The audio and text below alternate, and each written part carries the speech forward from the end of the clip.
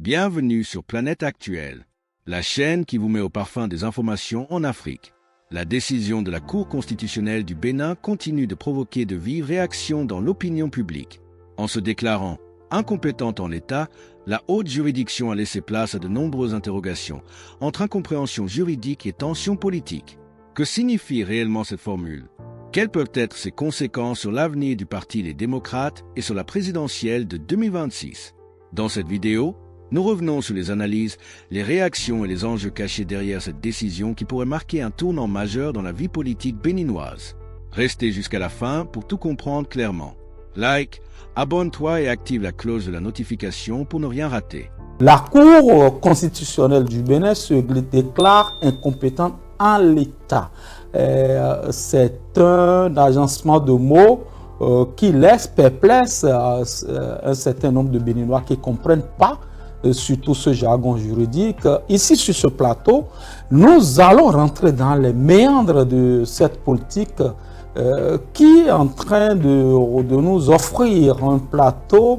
Est-ce l'apocalypse pour le Parti des démocrates? On va en débattre ici et je laisse la main tout de suite à Alphonse Moïse Soudé.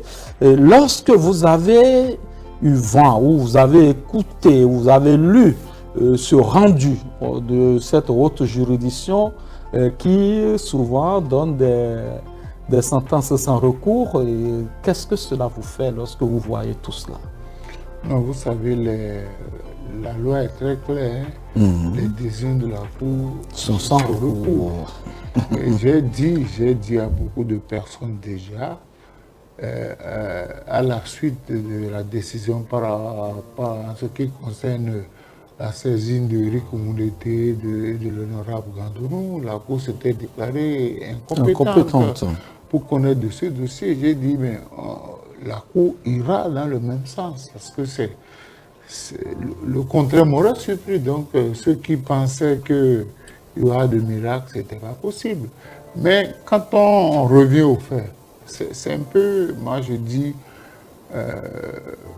que les gens nous excusent. Nous, depuis 2021, on tirait déjà la sonnette d'alarme sur ce qui se passait. Et quand on est allé modifier la loi, le code électoral, qu'on est revenu sur les 28 députés, nous avions déjà averti pour dire qu'il faut faire en sorte que toutes les énergies, que toutes les forces du Parti les démocrates se fédèrent. S'il y a un seul qui ne répond pas à l'appel, il y aura problème. Aujourd'hui, bon, on ne va pas pleurer sur le lait renversé, mais il faudrait constituer les responsabilités parce que je vois tout le monde parler, mais personne ne veut situer les responsabilités. C'est vrai que l'honorable Michel Sodinou est allé à l'extrémité. C'est de l'extrémisme. C'est vrai que... Vous trouvez que c'est de l'extrémisme? Oui, puisque aujourd'hui, au terminus, qu'est-ce qui s'est passé? Le Parti des démocrates ne participera pas à la présidentielle de 2026 parce qu'il lui a manqué un seul parrainage. C'est aussi simple.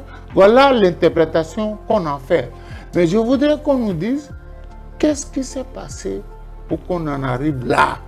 La dernière fois, dans une de mes interventions, j'ai posé une question, mais personne ne m'a répondu. J'ai dit, est-ce que Michel Sodinou est le seul à avoir menacé de retirer son parrainage? Alors, toute action appelle une réaction.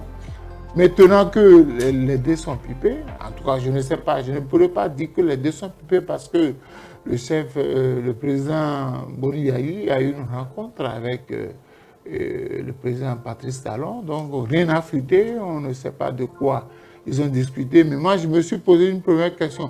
Pourquoi c'est maintenant que le chef de l'État, Boni Yayi, l'ancien président, demande à rencontrer Patrice Talon, au moment où il y avait la turbulence, au moment où, dans tous les sens, on disait que l'honorable Soji n'était pas libre de ses mouvements, au moment où on accusait la mouvance d'être l'auteur de ce qui se passe.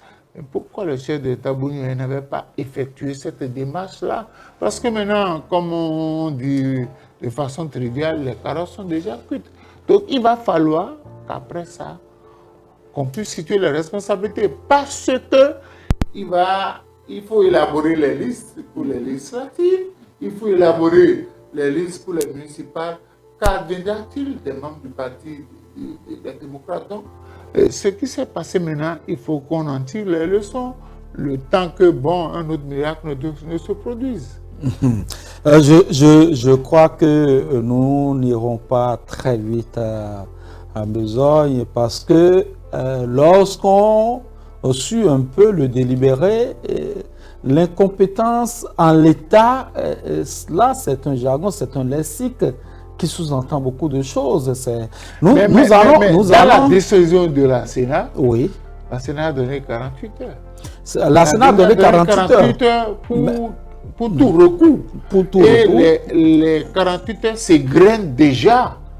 Mais dans le calendrier qui est donné par la Sénat, c'est normalement le 26 que la Sénat devrait pouvoir sortir la liste provisoire.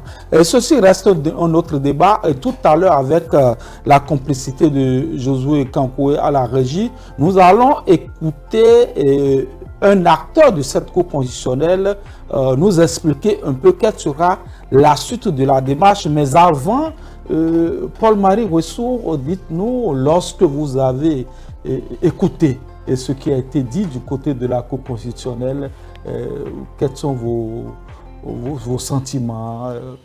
C'est cuit, un peu comme Moïse Alphonse Soulé a dit, c'est cuit? Non, pas du tout. D'accord, allons-y. C'est pas encore cuit, Moïse. Je crois qu'il y a encore du temps. Il y a encore du temps. Il y a encore des possibilités. Il y a encore des manœuvres. C'est peut-être dans cette dynamique que le président est allé voir. Oui, le président est allé voir, mais il faut aussi dire qu'en État, un compétent en État ne veut pas dire que la Cour ne veut pas examiner le dossier, mais la Cour trouve qu'il y a des vices de forme et de procédure qu'il faut corriger avant qu'elle ne puisse statuer sur le dossier.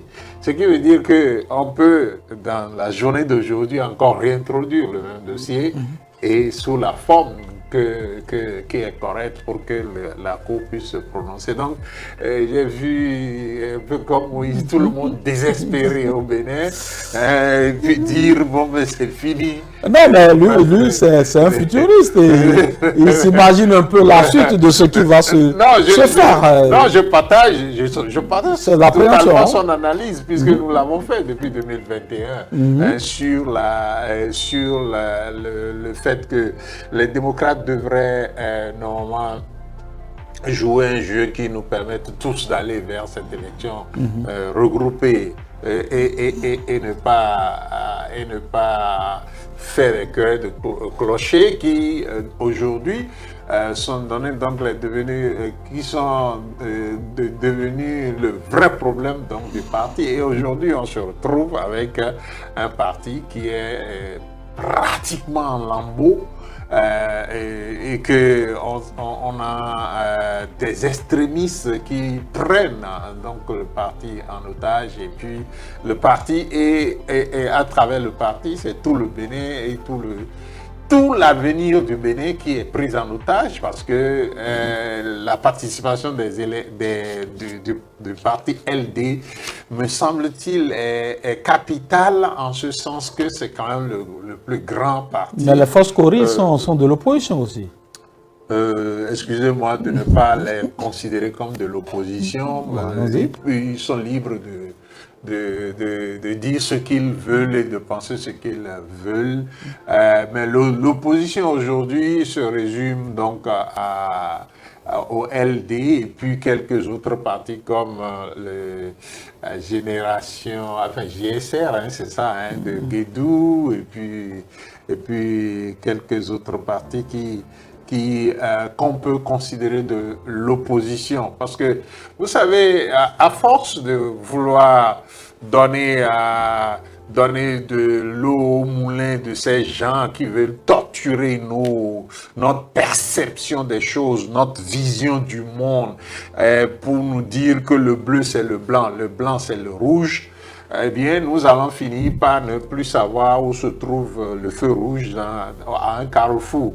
et nous allons ainsi faire des accidents pour du n'importe quoi. Donc, les partis de l'opposition, quand vous parlez de ça, ne parlez pas de FCBE. FCBE, c'est un parti de la mouvance BIS, bon, enfin, qui est satellitaire, on l'a dit une fois déjà ici. Et donc, moi, je voudrais simplement souhaiter que les tractations qui auront lieu aujourd'hui puissent faire de sorte que la Sénat, vous l'avez dit tout à l'heure, que la Sénat, normalement, est supposée donner la liste provisoire le 26, mais je ne sais pas ce qui précipite tout le monde en ce moment-là, parce qu'on est allé à la justice, puis en moins de 24 heures, on sort une décision, en moins de 48 heures, on a fait appel, et puis je ne sais pas ce qui précipite tout le monde. Les élections présidentielles sont dans 6 mois. Et donc, nous avons le temps de faire de sorte que on ne dise pas que le parti qui a quand même animé notre vie politique, le plus grand parti qui a animé notre vie politique depuis 2023, ne va pas aux élections à cause le plus grand parti de l'opposition ou le plus grand parti du Bénin. Parce qu'il y a l'UPR, il y a aussi le BR. Écoutez, l'UPR, je l'ai toujours dit, l'UPR et Moïse, je crois qu'on partage cette vision-là. L'UPR et le BR n'ont jamais fait une élection. C'est Talon qui a fait les élections à leur place. Donc, il n'y a pas, à voir. Moi, le parti LD, pour ce que je sais, y est allé de toutes ses forces et de tous ses moyens pour obtenir ce qu'il a obtenu. Mais les autres, on le sait que c'est le est-ce que Paul Barry Rousseau, si vous le permettez, oui. Est-ce que le problème aujourd'hui qui gangrène ce parti n'est-il pas interne? Nous allons peut-être revenir tout à l'heure à vous sur cette question. On va faire un tour du côté de la régie, on va regarder cet élément et on revient en situation plateau. Nous venons de finir à la Cour constitutionnelle qui a connu ce jour des différents recours élevés contre l'ordonnance de référé rendue par le président du tribunal de première instance de première classe de Cotonou. Et la Cour, après avoir examiné les 5 recours soumis à son attention, a retenu tout à l'heure dans sa décision, notamment le dispositif, qu'elle se déclare incompétente en l'état. Je suis aussi surpris,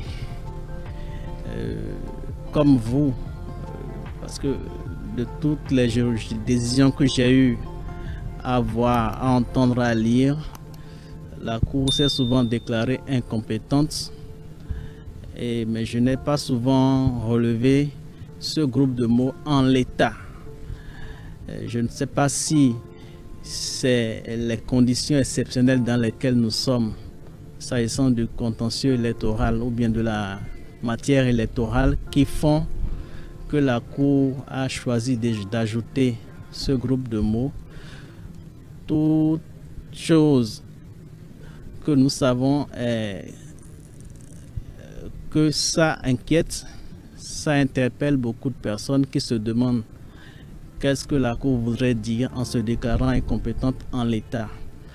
Nous, en ce qui nous concerne, on retient que c'est une décision de la Cour constitutionnelle qui est insusceptible de recours, et nous attendons surtout de lire la décision pour comprendre les motivations qui ont conduit la Cour à se déclarer incompétente en l'état.